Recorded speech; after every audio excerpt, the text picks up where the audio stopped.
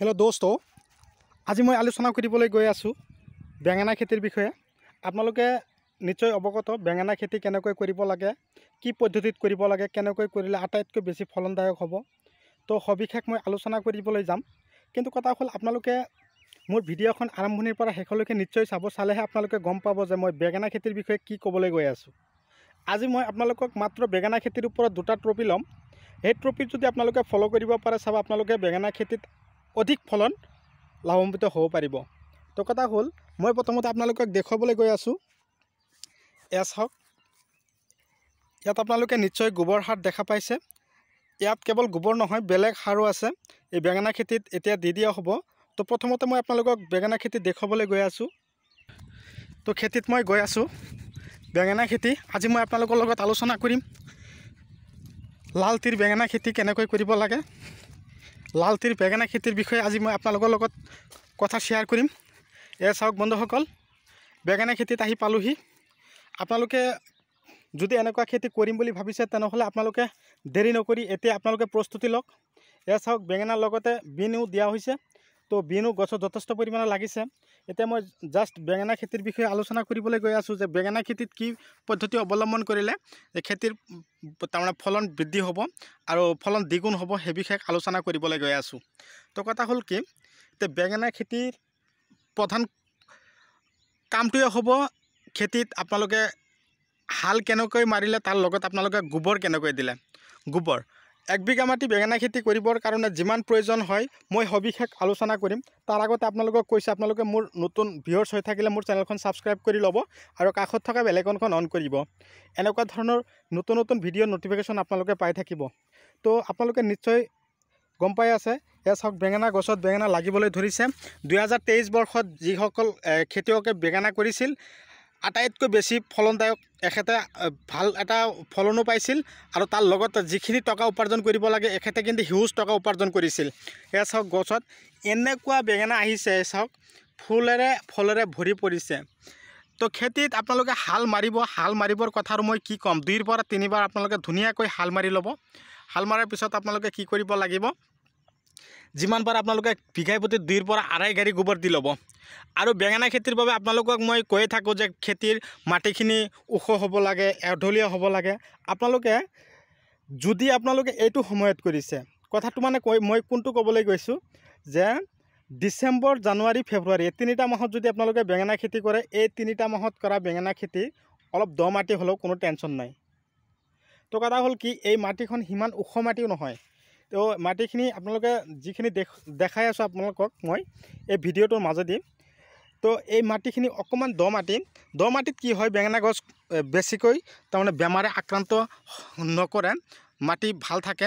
কথা হ'ল কি, দ মাটিত বেঙেনা খেতি কৰিবলৈ হ'লে আপোনালোকক আৰু এটা কথা মই আপোনালোকক জনাই দিছোঁ, আপোনালোকে নিশ্চয় নাজানে যে বিঘাই প্ৰতি আপোনালোকে 7 পৰা 8 কিলো চূণ সিঁচি ল'ব। আজিকালি চাব ভেৰাইটিত কোৱালিটিৰ চূণ ওলাইছে বজাৰত, বিশেষকৈ সাৰৰ দোকানত পাব, 150 টকা কিলো ল'ব। এইবিলাক চূণ আপোনালোকে খেতিত দিবৰ কাৰণে প্ৰস্তুতি ল'ব। তাৰ লগতে আপোনালোকে কি কৰিব লাগিব, এয়া চাওক, এনেকুৱা ধৰণৰ যেতিয়া বেঙেনা গছত লাগিবলৈ ধৰিব, সেই সময়তে আপোনালোকে কি কৰিব, যে খেতিত আগতীয়াকৈ প্ৰস্তুতি ল'ব লাগিব। কেনেকুৱা, যেন গছত ফলন তাৰমানে নষ্ট নহয়, তাৰ কাৰণে আপোনালোকে আগৰ পৰাই এমিষ্টাৰ টপ ঔষধটো স্প্ৰে কৰি যাব। তাৰ লগতে আপোনালোকক মই ধুনীয়া দুটা টিপছ লৈছিলোঁ। এটা টিপছ হ'ল গছৰ পৰা ফলন নষ্ট নোহোৱাৰ কাৰণে এমিষ্টাৰ টপ দিব, আৰু এটা হ'ল কি, ফলন বৃদ্ধিৰ বাবে মই আপোনালোকক কৈছিলোঁ কি, যে আপোনালোকে খেতিত যথেষ্ট পৰিমাণে সাৰ দিয়ে, বিশেষকৈ আপোনালোকে ৰাসায়নিক সাৰটো অলপ কমাই দিবৰ কাৰণে প্ৰস্তুতি ল'ব। যিমান পাৰে আপোনালোকে জৈৱিক সাৰ, তাৰ লগতে কেঁচু সাৰ, পচন সাৰ এইবিলাক বেছিকৈ খটাব বেঙেনা খেতিত। এইবিলাক খটালে গছ মৰিও নাযায় আৰু গছৰ ফলনো বৃদ্ধি হয়। যেতিয়া আপোনালোকে কেঁচু সাৰ দিবলৈ যাব, তেতিয়া আপোনালোকে কি কৰিব লাগিব, যে 1 বিঘা মাটিৰ কাৰণে আপোনালোকে মিনিমাম 3 পাল্লামান 15 কিলো আপোনালোকে আমালোকে যে তেল বনাওঁ, মিঠাতেল বনাবলৈ যাওঁ মেলত, সেই মেলত গৈ আপোনালোকে সুধিব খৈল লাগে। খৈলৰ কথা সোধাৰ লগে লগে আপোনালোকে খৈল দিব। সেই খৈলখিনি লৈ মেলতে আকৌ আপোনালোকে কি কৰিব পাৰিব, গুড়ি কৰি আনিব পাৰিব। সেই গুড়ি কৰি আনি আপোনালোকে কেঁচু সাৰৰ লগত সংমিশ্ৰণ কৰি যদি আপোনালোকে এনেকুৱা ধৰণৰ বেঙেনা খেতিত সাৰৰ লগত পূৰা গোটেই খেতিত সিঁচিব পাৰে। আপোনালোকে চাব এসপ্তাহৰ ডিষ্টেঞ্চ ৰাখি দিলোঁ আপোনালোকক। এসপ্তাহৰ পিছত আপোনালোকৰ গছ আগত কি আছিল আৰু পিছত কি হ'ল মোক কমেণ্টত জনাব। তো কথা হ'ল কি, আপোনালোকে এনেকুৱা ধৰণৰ ভিডিঅ' পাই থাকিব। আপোনালোকক মই প্ৰত্যেক দিনাই ভিডিঅ' দিয়ে থাকোঁ সেইকাৰণেই যাতে আপোনালোকৰ খেতিত অন্ততঃ কিবা খেতি কৰি থৈছে। কিছুমান মানুহে এনেকুৱাও আছে, বহুতে কমেণ্টত জনাই দিয়ে, দাদা বেঙেনা গছত পোকে লাগিছে কি দিম, এতিয়া বেঙেনা গছৰ ফলন বেছি হোৱা নাই তাৰ কাৰণে কি দিম। আৰু যদি আপোনালোকে পাৰে একেবাৰে পুৰণা কোম্পানীৰ মিৰাকুলেন এটা ভিটামিন আছে, মিৰাকুলেন, মই আকৌ কৈ দিছোঁ, আপোনালোকৰ লাগিলে নামটো টুকাই ৰাখক। মিৰাকুলেন ভিটামিন কিন্তু একেবাৰে পুৰণা কোম্পানীৰ ঔষধ, তো বহুত ভাল হয়। এই ঔষধটো আপোনালোকে যদি মাজে মাজে গছত স্প্ৰে কৰিব পাৰে মিৰাকুলেন, চাব গছৰ ফলনৰ একদম পূৰা চিকচিকীয়া হ'ব। আৰু সেই ফলন আপোনালোকে বজাৰলৈ লৈ যোৱাৰ লগে লগে কাষ্টমাৰে আপোনাৰ ফলটোৱে আগত ল'বৰ কাৰণে হেৰি হ'ব, তাৰমানে চব্জি বেঙেনা আগবাঢ়ি আহিব। তো কথা হ'ল আপোনাৰ চব্জিৰ চেহাৰা ধৰণ মানুহ যেনেকুৱা ছেম চব্জিৰ ওপৰতো সেনেকুৱাই। তাৰমানে কি, আজিকালি টকা পইচা বেছি থকা লোকৰ ওপৰত মানুহৰ কি হয়, বিশ্বাস বেছি হয়। লাগিলে কি হয়, সি মূৰ্খ মানুহেই থাকক, কিন্তু টকা পইচা বেছি হ'লে মানুহে ইয়াৰ ওপৰতে বেছিকৈ আগবাঢ়ি যায়। আজিকালি শিক্ষিতক এনেকুৱা গুৰুত্ব নিদিয়া হৈ গ'ল। সেইকাৰণে মই আপোনালোকক কৈছোঁ, খেতি বাতি আপুনি কৰিছে, আপোনাৰ খেতিৰ যিখিনি চব্জি সেইখিনি যদি ভাল নহয়, কাষ্টমাৰো কিন্তু আপোনাৰ ওচৰত সিমান এটা নাহে। ভাল চব্জি বনাই আপুনি মাৰ্কেটত লৈ যাব, বজাৰত লৈ যাব, আপোনাৰ ওচৰত চাব যথেষ্ট পৰিমাণে কাষ্টমাৰ পাব। তো বন্ধুসকল, আপোনালোকে মোৰ চেনেলৰ নতুন হৈ থাকিলে আপোনালোকে মোৰ চেনেলখন ছাবস্ক্ৰাইব কৰি ল'ব আৰু কাষত থকা বেল আইকন অন কৰিব।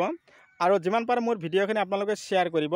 এই চাওক বেঙেনা খেতিত আজি পানী দিছে, পানী দিয়াৰ কাৰণে মই আপোনালোকক ইফালে সোমাব পৰা নাই। পানী একদম পূৰা এনেই দ মাটি, তাৰমানে ভৰিখন একদম পূৰা ডুবি যায়। সেইকাৰণে মই আপোনালোকক ভিতৰলৈ গৈ দেখাব পৰা নাই।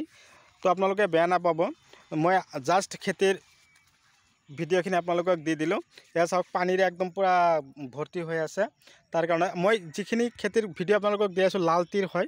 তো আপোনালোকে এনেকুৱা ধৰণৰ খেতি কৰিব বুলি মই আশা ৰাখি মই ভিডিঅ' আজি আপোনালোকৰ মাজৰ পৰা বিদায় লৈছোঁ। পৰৱৰ্তী ভিডিঅ'ত লগ পাম।